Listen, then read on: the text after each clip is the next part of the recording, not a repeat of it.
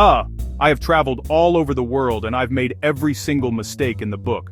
I'm talking about mistakes so big they could literally ruin your entire trip, cost you thousands of dollars, or even get you stranded in a foreign country. And today, I'm going to share the 10 biggest travel fails I've seen so you can completely avoid them. We are going to count down the absolute worst travel blunders from the moment you start packing to the second you get home. This isn't just a list. This is a survival guide. For every single mistake on this list, I'm going to give you the simple, fast fix that will save you time, money, and a massive headache. The first mistake happens before you even leave your house: overpacking. We've all done it. You stand in front of your closet convinced you need 8 different outfits for a 3-day trip. You imagine all these scenarios. What if it gets cold? What if I go to a fancy dinner? What if I spill something? So you pack 5 pairs of shoes, a mountain of shirts, 3 jackets. You wrestle your suitcase shut, paying extra for a checked bag. Then the baggage scale says overweight. You get to your destination and wear the exact same t-shirt and shorts every single day. The other 90% of your clothes just sit there, mocking you. This isn't just a small mistake, it's a costly one. Overweight baggage fees can be hundreds of dollars. Lugging a heavy suitcase through cobblestone streets, hauling it up 5 flights of stairs in a hotel with no elevator. It literally weighs you down and restricts your freedom. You think you're preparing for everything, but you're actually just preparing for back pain and a lighter wallet. Okay, this next mistake is 1,000 times worse than overpacking. This is the one that stops your vacation before it even starts. I'm talking about forgetting to check your passport and visa requirements. People have shown up excited for an international flight, only to be turned away at check-in. Their passport was expired or would expire within 6 months. 6-month rules apply to a surprising number of countries. Panic sets in. Your friends go through security while you explain to an airline agent. All the money you spent on flights, hotels, and tours is gone. No refunds. Or the sneaky problem, visas. You assume Europe, none anywhere. Flying to Vietnam, flying to Brazil, flying to Australia. You land after a 15-hour flight and are denied entry at immigration. Fix is simple. Do this now. Get your passport, open it and check the expiration date. Set a phone reminder 6 months before it expires. Title it, "Renew my passport or I can't travel." Alright, let's talk about the mistake that can bankrupt you. Seriously, skipping travel insurance. So many people think, I'm healthy, I'll be careful. What could possibly go wrong? They see it as an unnecessary expense, an extra $100 they'd rather spend on a nice dinner. This is one of the most reckless gambles you can take. It's like driving a car without car insurance. You might be fine 99% of the time, but that 1% can financially ruin you for life. Let's play out a scenario. You're hiking in Thailand, you slip and break your leg, it's a bad break, you need surgery. Hospital stay and medically assisted flight home. Costs can be upwards of $50,000. Your local health insurance? Probably useless abroad. You're on the hook for the full cost. Or, the airline loses your luggage. Laptop, camera, clothes, gone. Without insurance, you buy everything again out of pocket. Or, a family emergency, the day before your non-refundable trip. No trip cancellation coverage, you just kissed $2,000 goodbye. Chapter 4. Mistake number 4. The card declined nightmare. Imagine this. You've just had the most incredible meal of your life in Paris. The waiter brings the bill, you confidently hand over your credit card, and he comes back a minute later with a frown. Désolé, it's declined. You try another card. Declined again. This is an incredibly common and embarrassing travel fail, not telling your bank you're traveling.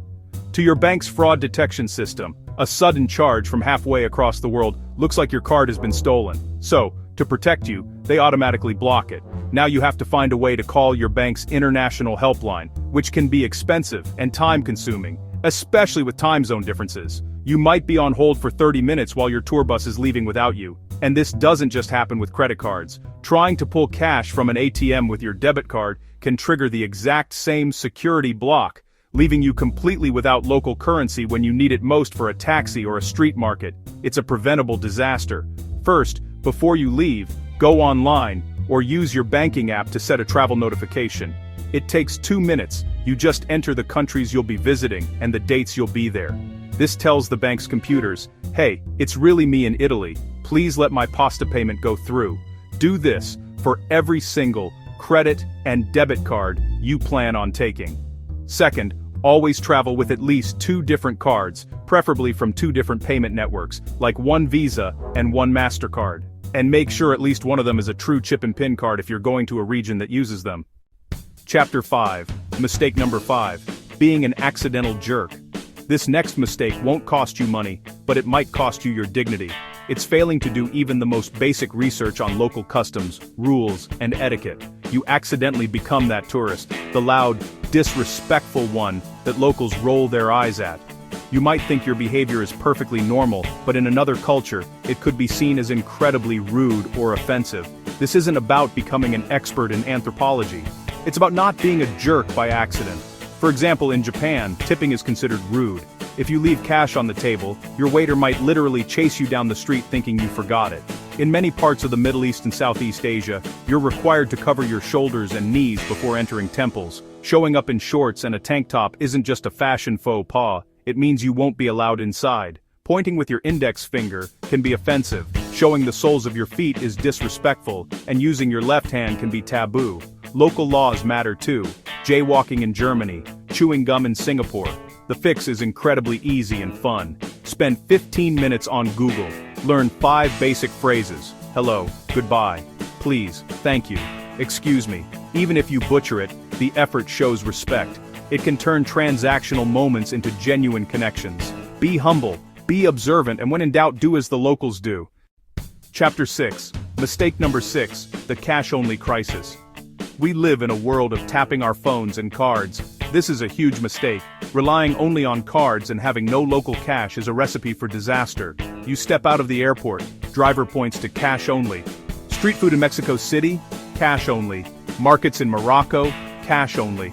A tiny Italian cafe with the best espresso, cash only. Airport exchange booths have the worst rates. Unaffiliated ATMs hit you with double fees. Those little fees add up incredibly fast. Here's the simple 3-step fix. First, order $5,100 of local currency from your bank before you leave. Second, withdraw larger amounts from official bank ATMs in the city center to minimize fees. Third, always keep a small amount of cash on you. You never know when you'll find a hidden gem that only takes cash. Pia. Chapter 7. This next mistake is a double-edged sword. It can leave you completely lost and drain your bank account fast. Ignoring your phone and data plan, failing to prepare offline maps. You land, turn on your phone, forget you don't have an international plan. Your phone starts roaming, hunting for signal, racking up charges. You use Google Maps for 5 minutes and you get charged $50. To avoid charges, you put your phone on airplane mode. Now you can't navigate. Can't call an Uber. Can't translate a sign. This lack of connectivity can be a safety issue. What if you get separated? What if there's an emergency? What if you need your embassy address? Relying on random free Wi-Fi is terrible, often unsecured, and never there when you need it. The fix is easy and cheap. First, eSim.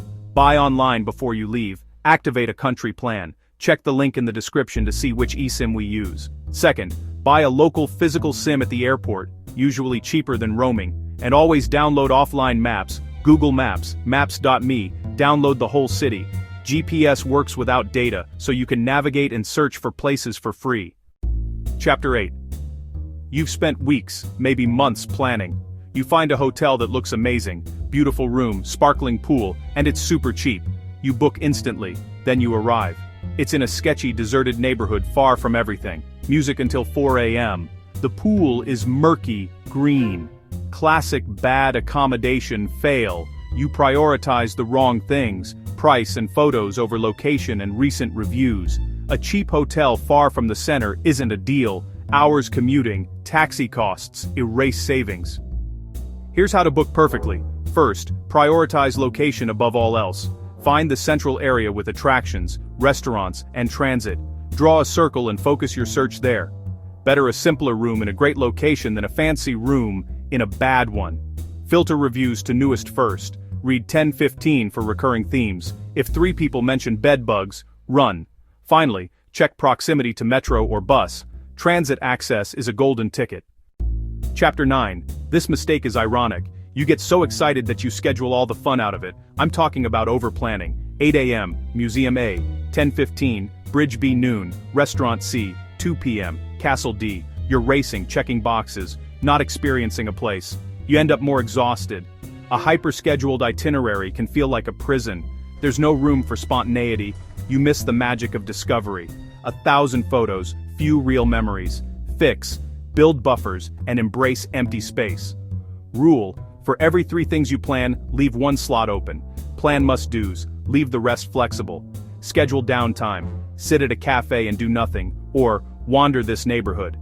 Unstructured moments are where real adventure happens. You might discover a hidden alleyway, meet a local, or find the best gelato of your life. Chapter 10. We've made it to the final and most critical mistake. Forgetting this one can be the absolute end of your trip. I'm talking about having no backups of your essential documents and information. Imagine, your bag gets stolen, passport, phone, wallet, hotel address, gone. It's a game over scenario. Most people keep everything in one place or on one phone. What if it's dropped in the ocean, or the battery dies and you have no charger? You can't check into a hotel or board a flight without ID. You can't even contact family. Now it's embassy lines and emergency cash transfers. While you feel vulnerable, prevent it with one word: redundancy. Here's your non-negotiable backup plan. Scan passport, driver's license, and cards, front and back. Plus all confirmations to Google Drive, Dropbox. Print copies. Keep a set in your suitcase and give a set to a companion. Never with the originals. Write down bank, airline, embassy, and emergency contacts. Keep that paper in your wallet, or even your shoe. And there you have it, the 10 travel fails that can absolutely wreck your trip, and the simple fixes to make sure they never happen to you. We covered everything from packing smart, creating a digital safety net, and creating a physical safety net. Travel should be one of the best experiences of your life, full of adventure and discovery, not stress and regret. By avoiding these common mistakes, you're not just saving yourself from potential disaster, you're giving yourself the freedom to truly enjoy your journey. You've put in the work to earn your vacation, so you deserve to have it go smoothly. The biggest takeaway: a little preparation goes a long way. 5 minutes of research, a quick call to your bank, a few scans, can be the difference between the trip of a lifetime and a story you tell with a shudder. These aren't complicated or expensive tips. They are smart habits every experienced traveler uses. Now, you're one of them. You have the knowledge to travel with confidence. So I have a challenge for you. In the comments below, tell us which mistakes you've made or which tip helped you most. If you have another pro tip I missed, share it. Let's help everyone travel better. Thank you so much for watching. If this helped you, please subscribe so you don't miss more. Now get out there and have an incredible, stress-free adventure.